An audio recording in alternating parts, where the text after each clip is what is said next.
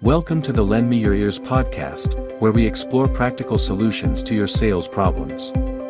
Today, we bring you a podcast titled, Get Your Salespeople Off the Path of Least Resistance, originally published on lendmeyourears.co.ke.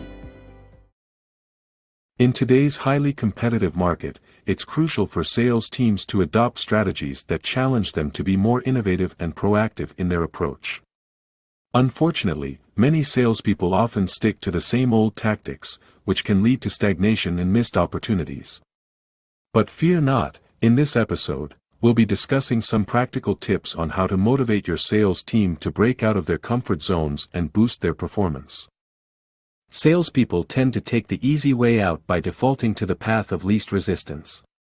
This is why understanding sales psychology is crucial for business owners and sales managers. Often, when faced with a challenge, businesses tend to throw money at it in the hopes of solving the problem.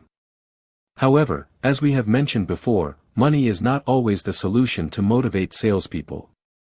Salespeople, like water, tend to flow towards the easiest path when faced with obstacles or challenges, even if the monetary reward for change is significant. In this podcast, we will discuss 3 ways in which this tendency manifests and how to address it. One of the ways in which the path of least resistance manifests itself is through prospect qualification.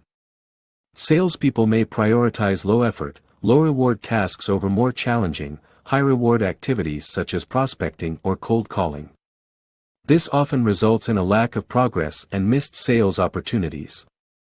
Salespeople tend to focus on leads that are most likely to result in a sale, neglecting to qualify prospects thoroughly. Instead, they focus only on those who appear to have an immediate need or a high level of interest.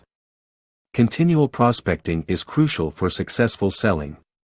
Prospecting isn't just getting a lead but also working it, that is, qualifying it properly. This is where sales funnel and pipeline management come into play. However, only a few salespeople actively prospect, as it can be a time-consuming task, especially in the initial stages. Prospecting is often considered the toughest step in the sales cycle. It is not surprising that some salespeople spend up to 60% of their time prospecting. However, this is not the norm, and some business owners resolve to doing the prospecting for their salespeople and hand over the leads to the salespeople to follow up. Unfortunately, even then, most salespeople will only call each lead once and fail to follow up. This results in sales reports with comments like, called but didn't pick, number not going through, said he will call back, have emailed him, and other defeatist statements. To avoid this, some businesses set conversion targets based on industry benchmarks. If the industry converts 40 out of every 100 leads, then this should be the minimum target for their salespeople. Another way in which the path of least resistance manifests itself is through familiarity bias. When a business changes direction, they often assume that their salespeople will follow suit. However, this is not always the case. For instance, real estate business owners who were initially selling 50 meters by 80 meters plots everywhere in Kenya and have now graduated to selling niche 1/8 at 6 million Kenyan shillings in Kiambu or complete units, houses, have found this out the hard way. While 50 meters by 80 meters plots are relatively cheaper, easier, and quicker to sell, complete units have a longer sales cycle and deeper emotional involvement. Consequently, familiarity bias sets in, and sales superstars who were transactionally selling plots may struggle to transition to relationally selling complete units. Only a handful of salespeople are hungry enough to try new approaches or techniques that require more effort or risk.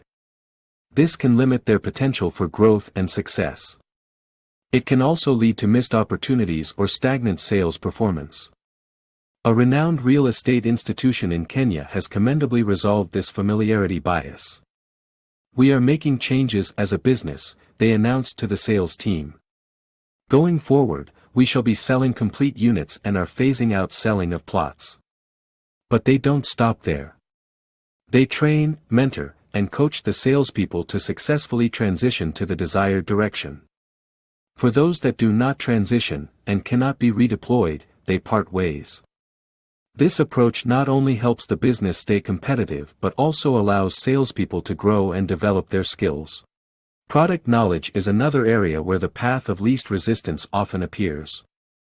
Salespeople may find it easy to promote products or services that they are most comfortable with or have the most experience selling. However, this can result in missed opportunities to sell other products that may be a better fit for the customer. One industry where this is evident is the banking sector. Sales representatives who sell loans often limit themselves to promoting current accounts because it is required for the loan to be granted. Mentions of overdraft, asset finance, trade finance, and treasury often draw a blank. Similarly, in the wine industry, a business that sells a variety of wines may find that their salespeople only promote the most popular ones. This can limit the business's potential for growth and success. One way to address this issue is by shifting the rewards, commissions, model to incentivize salespeople to promote a wider range of products or services. For example, an institution may offer a higher commission for selling high-end wines, even if the volume is lower. However, salespeople are still required to meet a minimum target volume to ensure that they are promoting a variety of products. Other examples of salespeople taking the path of least resistance include lukewarm follow-ups, poor time management, and using a singular closing technique even when it's not effective. Some salespeople also insist on engaging customers online to avoid face-to-face interactions. In conclusion, when a business invests in changing its product offering or business direction, it's important to invest in upskilling its salespeople to adapt to the new normal. This can be achieved through various methods, such as training, mentoring, coaching, or a combination of these. Offering incentives and consequences can also motivate salespeople to embrace new approaches and techniques that require more effort or risk. Ultimately, to avoid the path of least resistance and achieve success, salespeople must prioritize continual prospecting and qualification, develop a deep understanding of their products or services, and be willing to embrace change and adapt to new situations. By doing so, they can maximize their potential for growth and success in their roles. Thank you for listening to the Lend Me Your Ears podcast. Subscribe to our podcast for more practical solutions to your sales problems.